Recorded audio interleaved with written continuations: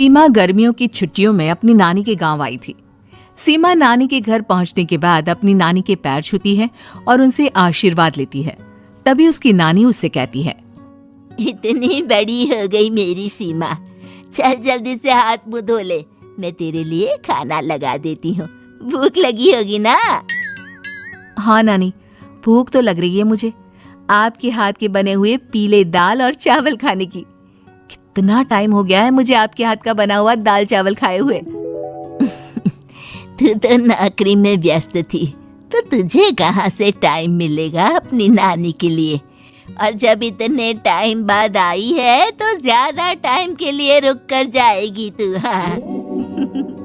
हाँ हाँ नानी, इस बार पूरे 2 महीने के लिए आई हूँ। सीमा की नानी अंदर जाकर उसके लिए खाना बनाने लगती है। सीमा कमरे में अकेली होती है। तभी उसे किसी औरत के रोने की आवाज सुनाई देती है। वो कभी खिड़की से बाहर झांकती है तो कभी दरवाजे से बाहर झांकती है।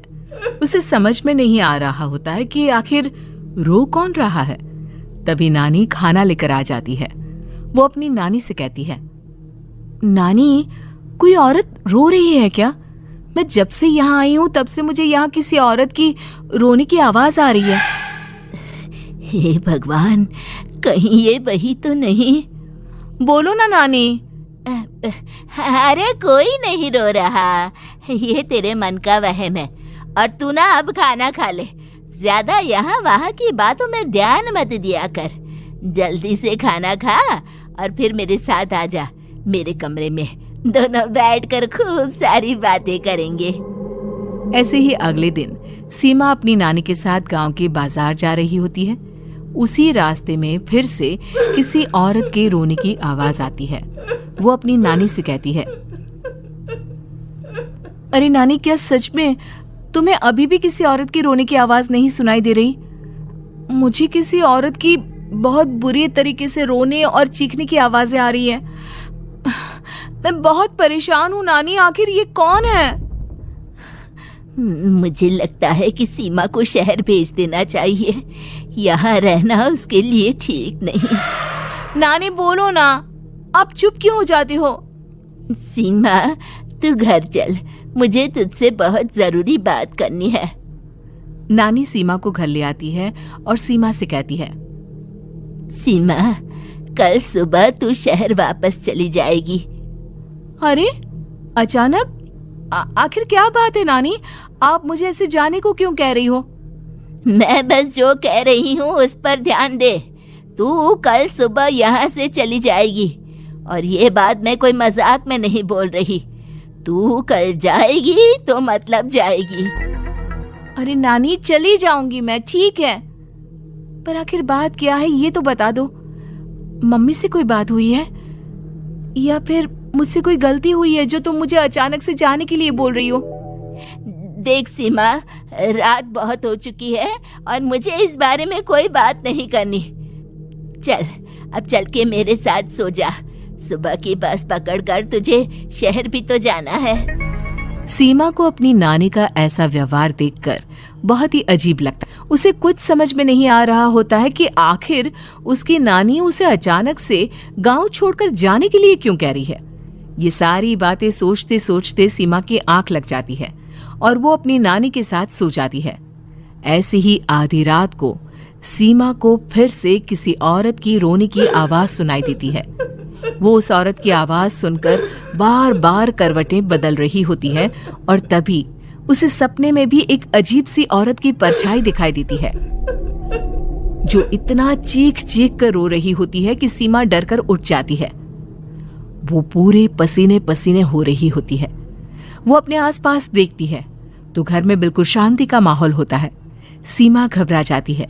वो अपनी नानी को जगाने की कोशिश करती है मगर उसकी नानी नहीं जगती। सीमा को फिर से उस औरत की रोने की आवाज सुनाई देती है। आखिरकार सीमा अपने आप को रोक नहीं पाती और वो घर का दरवाजा खोलकर बाहर निकलती है। आखिर ये माजरा क्या है, आज तो मैं पता करके रहूंगी। अब आवाज का पीछा करते हुए सीमा आधी रात को गांव के चौपाल के पास बने कुएं के पास पहुंच जाती है, जहां कुएं की चारों ओर बेड़ियां लगी होती हैं। उन बेड़ियों में लगे हुए ताले के साथ एक लाल रंग का कपड़ा और माता रानी का कलावा बंधा होता है। उस कुएं में से सीमा को किसी के रोने की आवाज आती है। सीमा परेशान हो जाती है। इस कुएं में कौन है? कौन है यहाँ? सुनो, कौन है? कौन रो रहा है? वो चिल्ला चिल्ला कर पूछती है और साथ ही लोगों को जगाने की कोशिश करती है, मगर किसी को भी उसकी आवाज सुनाई नहीं देती। अब सीमा खुद उस कुएं के पास की बेड़ियों और तालों को खोलने की कोशिश करती है और किसी तरह कुछ देर की मशक्कत के बाद सीमा उसको खोल भी देती है। और जैसे ही वो कुआं खोलकर उसके अंदर झांकती है, सीमा उस कुएं में गिर जाती है। इतने में उसकी नानी की नींद भी खुल जाती है और सीमा को पास ना देखकर नानी परेशान हो जाती है। नानी घबराकर पूरे घर में उसे ढूंढने की कोशिश करती है, जिसके बाद उसकी नानी और सभी लोग उस खूनी कुएं के पास जाते हैं और सीमा की नानी कुएं के पास खड़ी होती है। सभी गांव वालों और सीमा की नानी को सीमा के चिल्लाने की आवाज आती है, बचाओ, कोई मुझे बचाओ। मेरी बच्ची, हम आ गए, हम तुझे बचा लेंगे। नानी, मुझे यहाँ बहुत डर लग रहा है। यहाँ इंसान की कटी हुई मुंडिया, हाथ, पैर और कंकाल है और खून भी है। नानी, मुझे डर लग रहा है। आप सब मेरी मदद कीजिए, नहीं तो ये खूनी कुआं मेरी बच्ची को भी खा जाएगा। अरे मुझे तो ये समझ में नहीं आ रहा कि आखिर इस खूनी कुएं को खोला किसने। सालों पहले इसको इतनी मुश्किलों के बाद तांत्रिक बाबा ने बंद किया था। अरे पूरा गांव खूनी कुएं के बारे में अच्छे से जानता है, तो कोई भी जानबूझकर तो ऐसा करेगा नहीं। मतलब किसी ने अनजाने में इसे खोल दिया है भैया।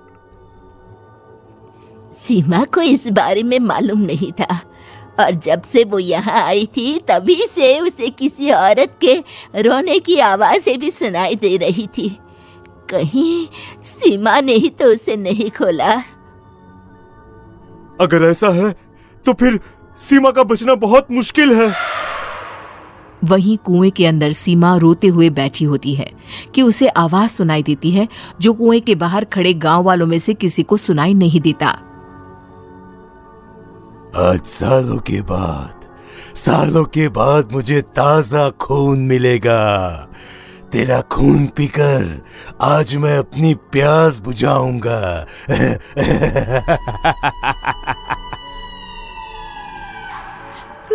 कौन है? कौन है? मत मारो प्लीज, मुझे जाने दो प्लीज। मैंने किसी का क्या बिगाड़ा है?